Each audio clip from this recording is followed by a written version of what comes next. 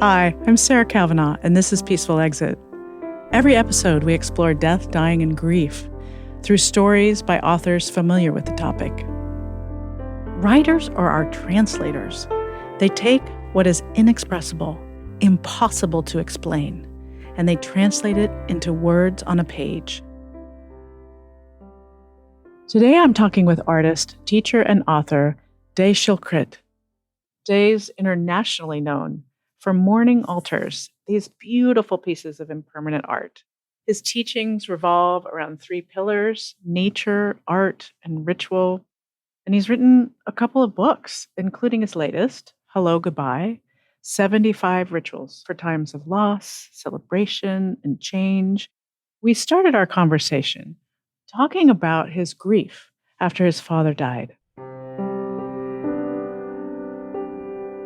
So my father, probably about 15 years ago, was diagnosed with cancer. And I would say was very scared of his grief as he was dying. And that fear really came out in the last few days, where we could sense his unease and his disorientation around what was happening. And my brother and I midwifed him in hospice. And we sang him songs and did ritual and played music and stayed up with him and really spoke to him about letting go and transitioning. And that was a very, very special time. Were you drawing on your Jewish faith at the time? Yeah, so Judaism, and especially in the book that I just wrote, Hello, Goodbye, Judaism is a very, very golden thread that's woven throughout the book. Yes. And so I draw upon my culture. I say culture, not tradition, by the way, because it's more than just a religion. This is a people, and we have our own rituals and our own ways of being and our own foods and our own languages and our own dress. And so yes, that's informed me tremendously. And also, I've studied death and dying and grief. And so that's woven in there as well. And then, of course, my own relationship with making impermanent art. And so a constant practice of making something and letting it go, making something, letting it go. Yeah. It's hard to really be there with someone who is actively dying. Being in the room with my dad. Yeah. I mean, we have to in some ways contend with what's uncomfortable for us. And my job and my brother's job at the time was to not turn away from him. Mm-hmm. There's an author by the name of Bayo Komolafe, as a West African author, who he plays with words, which I love to do as well. And this is the one I'm borrowing from him because he got to it before me, and I just love it so much. And he said, instead of using the word witness, what if we use the word withness, W-I-T-H, our capacity to stay with what's happening and not to turn away from it. And so that is a function of being with and midwifing someone passing through. That very sacred gate is to not turn away when the preferences are not what you want them to be, when you're uncomfortable, when it's looking so heartbreaking and putrefying and all of the things that come in those moments. How can we stay with it? And be faithful to what's happening, and that's a skill that is so desperately needed in our culture right now. I agree. So desperately needed to practice that, and especially with our youth. And so you stayed with your dad in the most difficult time in your life and his. You talk about taking care of the body afterwards. Was there any resistance in your family to taking care of your father after he died? I don't know if I would say resistance. I would say unfamiliarity with it. My culture has a very amazing group of people that we call Chevra Kadisha, which is, in translation, it really means like the holy friends. And these are people that are called up in the middle of the night, if necessary, or during the day. Whenever there's a death in the community, we have a tradition where we do not leave the body untended until it gets into the ground. So from the moment of death until the moment of burial, the body must be tended, and not just tended, it needs to be cleaned, purified. It needs to be offered prayers and prayed with, because we consider the soul to be hovering near or around the body, and it needs to be guarded.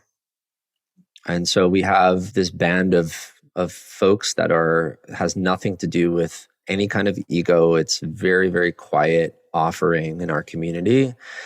And that's one of the ways of tending to the body, especially the washing of it, which is to really purify the body before it goes into the ground. So removing any kind of makeup, removing any kind of nail polish, because you're moving through something into something else. And it's good to, in some ways, clear what was, so that you can make room for what is.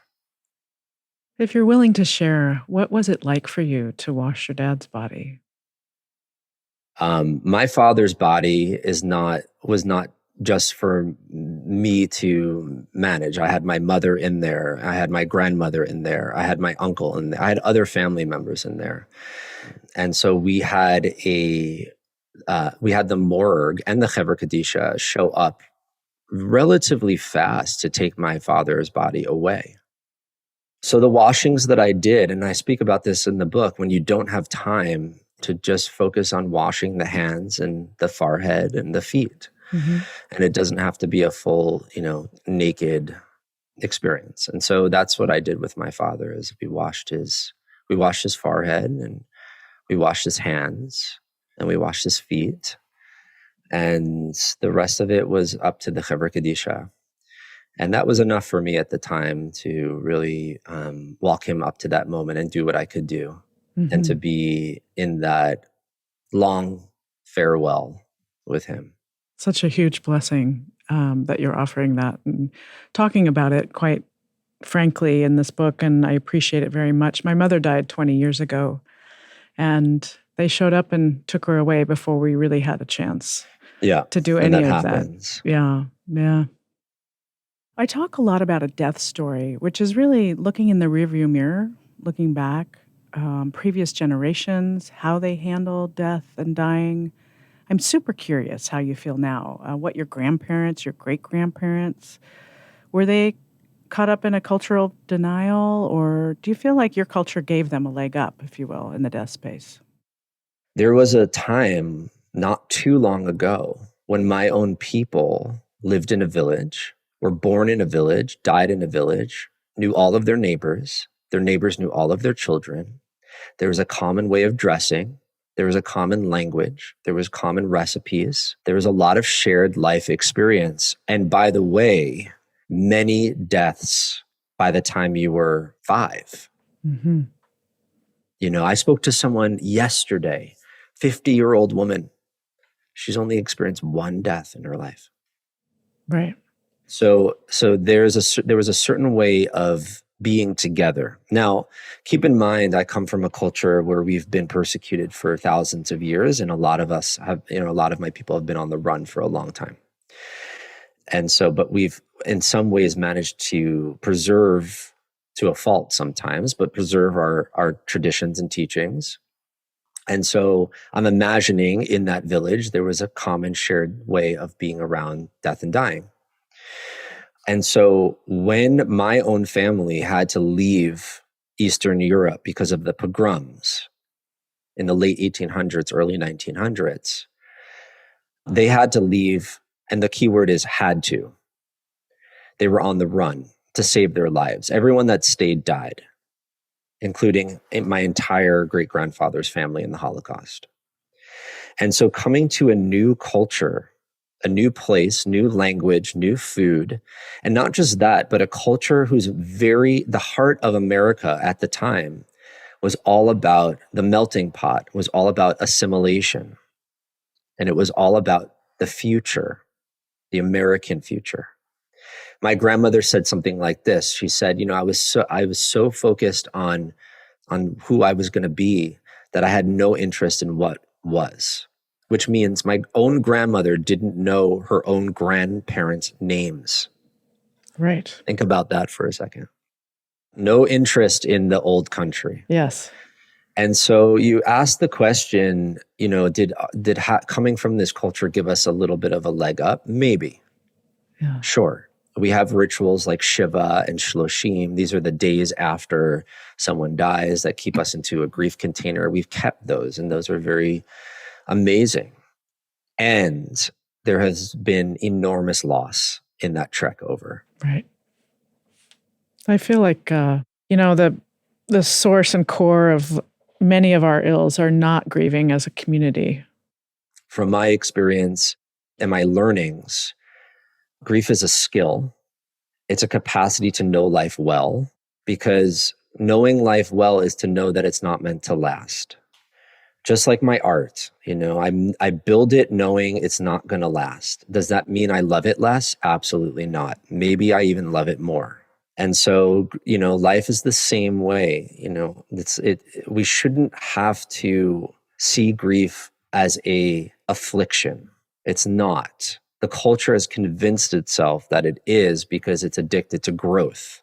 And anything that's in the way of productivity is an unwanted thing. And grieving is not a productive thing. It doesn't add to the growth of the culture. If anything, it's a way of knowing our limitations. It feels like your book and rituals in general, having lost them over the last 3 years, this is a really significant time for what you have to offer in this book. And I wonder if you could talk a little bit about why they're so important.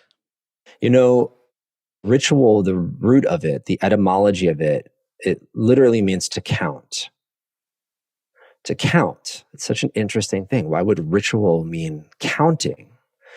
And how do you count? Well, we all know, if you watch Sesame Street, from the count, it's like 1, 2, 3, right? So there's that sense of increase. 1, 2, 3, you're counting to get from somewhere to someplace else. But I like to spin on that understanding, because there's many different ways to count. And if you look to, and I'm a creative, so I tend to look at other creatives. If you look to musicians and dancers, they're also counting, but they count differently. They're counting in patterns. 1, 2, 3, 4, 1, 2, 3, 4, 1, 2. And so ask yourself, why is a musician counting like that? Well, first and foremost, it's to stay in the music. The music has a beat to it, right? And so that keeps them in the music. But if they're playing with other musicians, it's to keep them all together.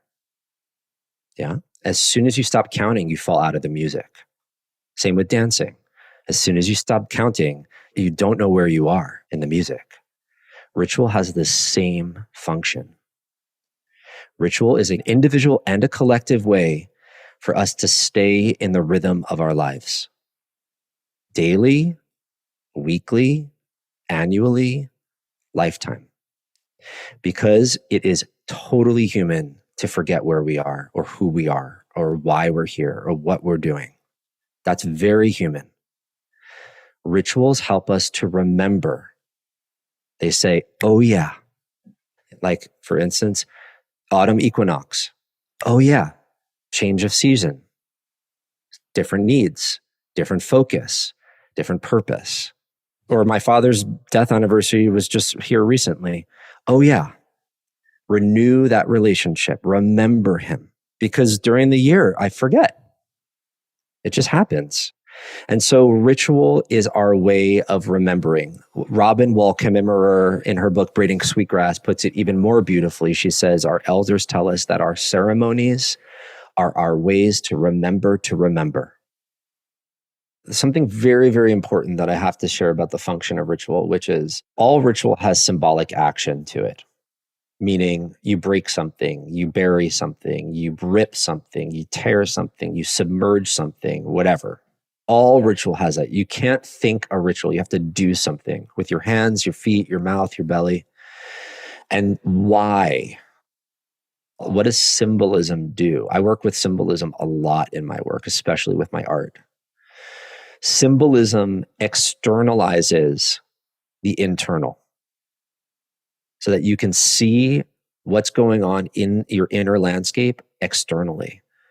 And therefore, it's a sane-making device. Wonderful.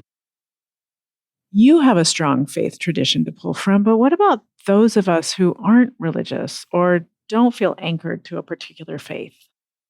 The place where my culture and many others get caught up, we get into a place where we think rituals need to be stabilized and preserved. And I get that. There are many cultures where rituals have been stolen or appropriated That's right. or made illegal, etc. And so my own culture is not immune to that. So there's been a very important and necessary need to protect rituals and ceremonies from eradication and appropriation. But the double-edged sword of that is that you can also kill a ritual.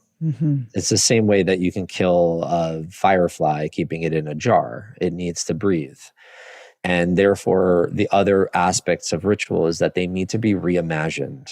They need to always speak to the time and place that we're in. They need to be in service to this time and this place, not 500 years ago. And there's probably many people who would contend with me, and I would stand face to face with them in this contention. But as an artist, we have to speak to the times that we're in and the places that we're in. And we have to change things, reimagine them, reinvent them. And so the rituals in my book are reinventions of many of my own culture's rituals, especially in the death and dying chapter. And around death and dying, we recognize that grief needs these boundaries, because grief is so tender and it's so volatile and it's so vulnerable. And the ocean of our lives is so relentless. And so it's very easy to, like, someone dies and then you have to, like, get back to work, or, you have to deal with the grocery store, or, you have to handle phone calls, and my culture says, no, you don't actually. And for 7 days, you're at home.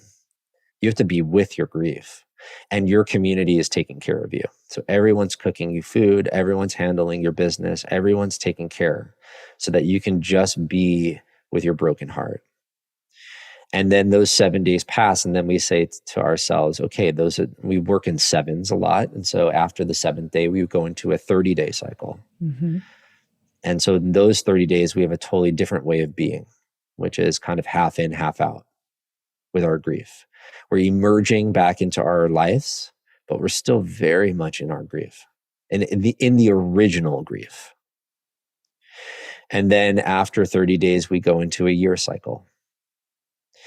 And what that does is it helps us to move through and honor the different stages of grief. Because, being right next to it and having some time between it is different.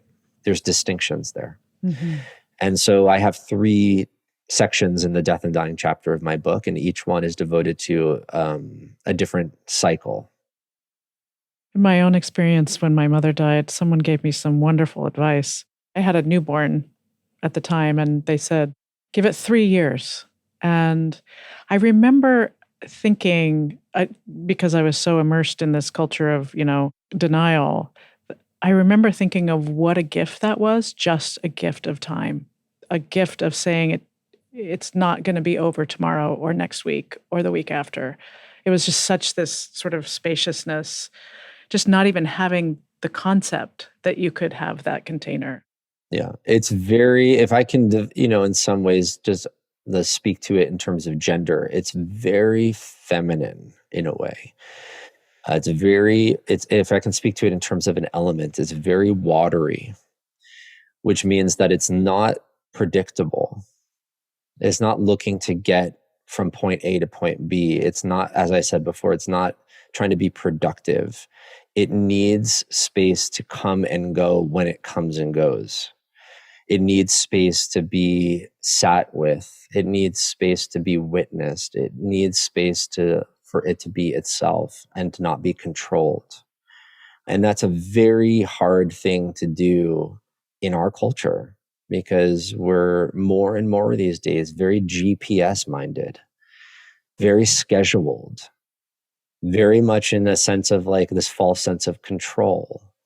And we don't see much value with grief. If anything, it's something to overcome. And so the containers, the time containers, help us to return to the guest being visited by the grief, and to not turn away from it, but to get to know it well as a part of our life. It's because of the pandemic, there's been enormous amounts of loss. And we are trying to proceed in the presence of so much loss without marking it. And if you don't mark what's happening, then you are on the other side of a threshold, but you still think you're on the other side of it. Here's a very benign example of what I'm talking about. I interviewed almost 300 people for the book. One of them was a woman who was at her job for 30 years. She retired. Every morning at like 5 a.m, for 2 years after she retired, she would wake up with a panic attack. In her psyche, she wasn't retired.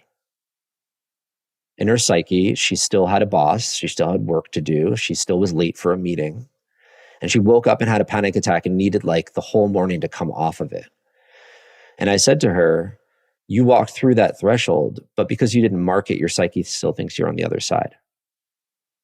You still think you're working.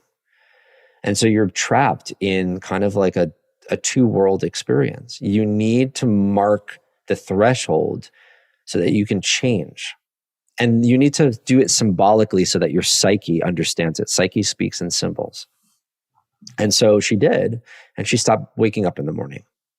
Now, look, that's a very nice story with a resolve to it, and sometimes it's not as neat. But I'm telling you, if you don't mark the moments, if you don't mark the losses and the celebrations, then you're proceeding in your life, but you still think you're someplace else. And so the question is, with the pandemic, what does it look like to be in this time and to still think we're in that time? Or to be in that time and still think you're in the time before? And it's a very disorienting experience, to be in two kind of realities at the same time. Ritual helps to plant us in the times that we're in. I don't know if this is a proper analogy or not. They say if you leave a book of poems on the shelf, it's not alive and it's not living. But once you read that poetry or you perform these rituals, they have a life and they have the potential to heal. Mm-hmm.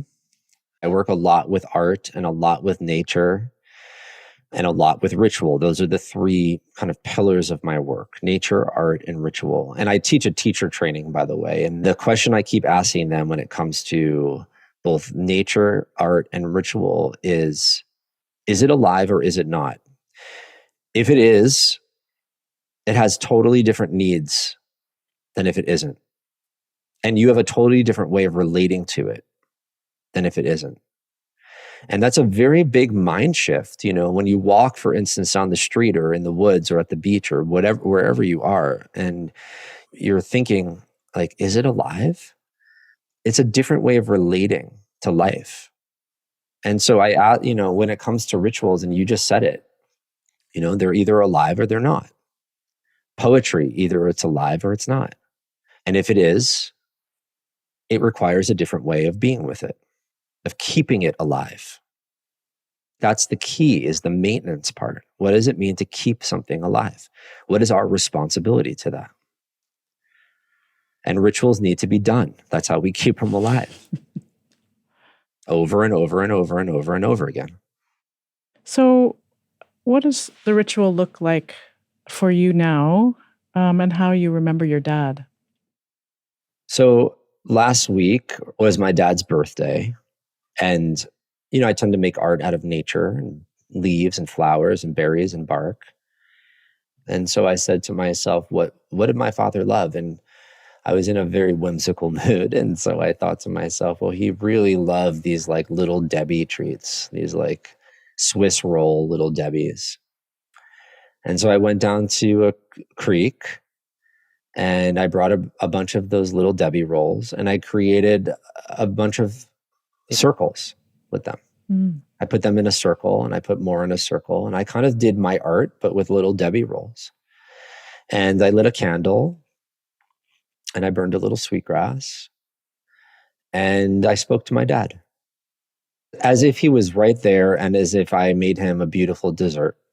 And for each one I put down, I remembered a different thing about him, and not something that I, remember easily. I tried to really remember the parts of him that were just an everyday thing, the way he used to hum in the car, or the really bad way he played guitar and tried to sing Beatles songs, or, the episodes of Seinfeld that made him laugh really hard. And each roll I put down a memory too. And that was it.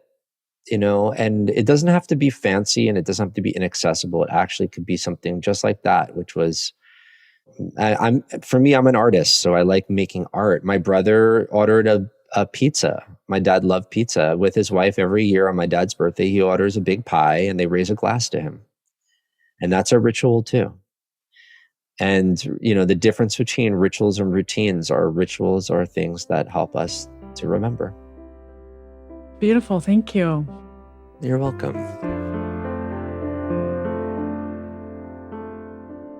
Thank you for listening to Peaceful Exit. You can learn more about this podcast and my online course at my website, peacefulexit.net. If you enjoyed this episode, please let us know. You can rate and review this show on Spotify and Apple Podcasts. This episode was produced by Large Media. You can find them at larjmedia.com.